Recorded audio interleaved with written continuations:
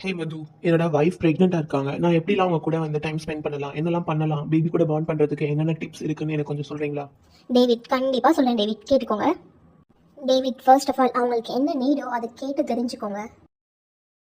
Next, அவங்களோட life style சேஞ்சஸ்க்கு நீங்களும் கொஞ்சம் ஹெல்ப் பண்ணுங்கள். அவங்கள மட்டுமே தனியாக நீ இதை பண்ணு அதை பண்ணு இது சாப்பிடாத அதை சாப்பிடாதன்னு சொல்லாமல் நீங்களும் அவங்க கூட சேர்ந்து ஹெல்த்தியான ஃபுட்ஸ் என்ன எடுத்துக்கணுமோ ரெண்டு பேருமே ஃபேமிலியாக எடுத்துக்கோங்க.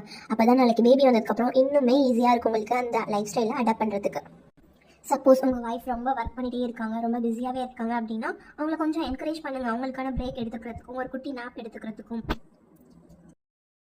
நெக்ஸ்ட், ரொம்ப இம்பார்ட்டண்டான ஒரு டிப்னா டேவிட் இதை கேட்டுக்கோங்க. அவங்க கூட சேர்ந்து ஏதோ ஒரு ஒர்க் அவுட் பண்ணுங்கள். Example, at least take a walk together. Okay Madhu, ரொம்ப தேங்க்ஸ் மது. நான் இன்னிலேருந்தே இது எல்லாமே நான் ஃபாலோ பண்ணுறேன் மது.